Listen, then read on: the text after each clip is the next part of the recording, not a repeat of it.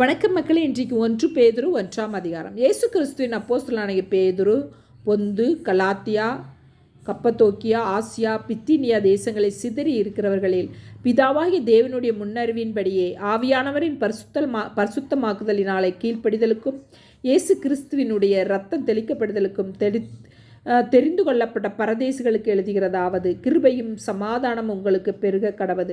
நம்முடைய கர்த்தராகிய இயேசு கிறிஸ்துவின் பிதாவாகிய தேவனுக்கு ஸ்தோத்திரம் உண்டாவதாக.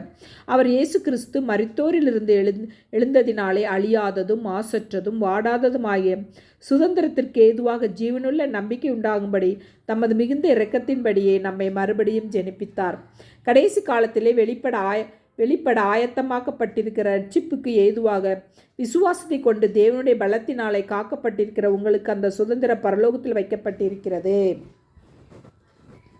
இதிலே நீங்கள் மிகவும் சந்தோஷப்படுகிறீர்கள் என்றாலும் துன்பப்பட வேண்டியது அவசியமானதால் இப்பொழுது கொஞ்ச காலம் பலவிதமான சோதனைகளினாலே துக்கப்படுகிறீர்கள். அழிந்து போகிற பொன் அக்கினினாலே சோதிக்கப்படும். அதை பார்க்கிலும் அதிக விலையேற பெற்றதாயிருக்கிற உங்கள் விசுவாசம் சோதிக்கப்பட்டு இயேசு கிறிஸ்து வெளிப்படும்போது உங்களுக்கு புகழ்ச்சியும் கனமும் மகிமையும் உண்டாக காணப்படும். அவரை நீங்கள் காணாமல் இருந்தும் அவரிடத்தில் அன்பு கூறுகிறீர்கள். இப்பொழுது அவரை தரிசியாமல் இருந்தும் அவரிடத்தில் விசுவாசம் வைத்து சொல்லி முடியாததும் மகிமையால் நிறைந்ததுமாயிருக்கிற சந்தோஷம் உள்ளவர்களாய் களி கூர்ந்து உங்கள் விசுவாசத்தின் பலனாகிய ஆத்தும ரட்சிப்பை அடைகிறீர்கள்.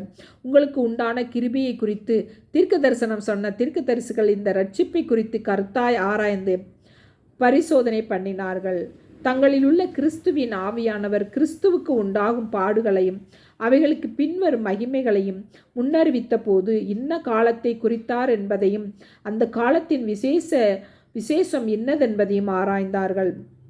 தங்கள் நிமித்தமல்ல, தமது நிமித்தமே இவைகளை தெரிவித்தார்கள் என்று அவர்களுக்கு வெளியாக்கப்பட்டது. பரலோகத்திலிருந்து அனுப்பப்பட்ட பரிசுத்த ஆவினாலே உங்களுக்கு சுவிசேஷத்தை பிரசங்கித்தவர்களை கொண்டு இவைகள் இப்பொழுது உங்களுக்கு அறிவிக்கப்பட்டு வருகிறது. இவைகளை உற்று பார்க்க தேவதூதரும் ஆசையாயிருக்கிறார்கள். ஆகையால் நீங்கள் உங்கள் மனதின் அறையை கட்டிக்கொண்டு தெளிந்த புத்தி உள்ளவர்களாயிருந்து இயேசு கிறிஸ்து வெளிப்படும் போது உங்களுக்கு அளிக்கப்படும் கிருபையின் மேல் பூரண நம்பிக்கையுள்ளவர்களாயிருங்கள். நீங்கள் முன்னே உங்கள் அறியாமையினாலே கொண்டிருந்த இச்சைகளின்படி இனி நடவாமல் கீழ்ப்படுகிற பிள்ளைகளாயிருந்து உங்களை அழைத்தவர் பரிசுத்தராய் இருக்கிறது போல நீங்களும் உங்கள் நடக்கைகள் எல்லாவற்றிலேயும் பரிசுத்தராயிருங்கள். நான் பரிசுத்தராக நீங்களும் பரிசுத்தராயிருங்கள் என்று எழுதியிருக்கிறது.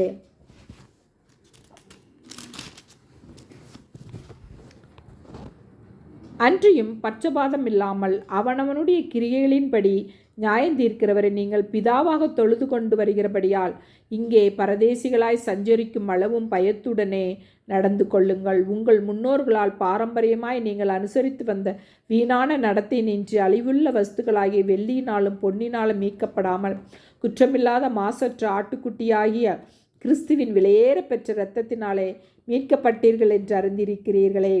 அவர் உலக தோற்றத்திற்கு முன்னே குறிக்கப்பட்டவராயிருந்து தமது மூலமாய் தேவன் மேல் விசுவாசமாயிருக்கிற உங்களுக்கு இந்த கடைசி காலங்களில் வெளிப்பட்டார். உங்கள் விசுவாசமும் நம்பிக்கையும் தேவன் மேல் இருக்கும்படி அவரை மரித்தோரிலிருந்து எழுப்பி அவருக்கு மகிமையை கொடுத்தார். ஆகையால் நீங்கள் மாசற்ற சகோதர சிநேகிதம் உள்ளவர்களாகும்படி ஆவியினாலே சத்தியத்திற்கு கீழ்ப்படிந்து உங்கள் ஆத்துமாக்களை சுத்தமாக்கி கொண்டவர்களாயிருக்கிறபடியால் சுத்த இருதயத்தோட ஒருவரிலொருவர் ஊக்கமாய் அன்பு கூறுங்கள். அழிவுள்ள வித்தினாலே அல்ல, என்றென்றைக்கும் நிற்கிறதும் ஜீவனுள்ளதுமான தேவ வசனமாகிய அழிவில்லாத வித்தினாலே மறுபடியும் ஜெனிப்பிக்கப்பட்டிருக்கிறீர்களே. மாம்சமெல்லாம் புல்லை போலவும் மனுஷருடைய மகிமையெல்லாம் புல்லின் பூவை போல் இருக்கிறது. புல் உலர்ந்தது, அதன் பூவும் உதிர்ந்தது.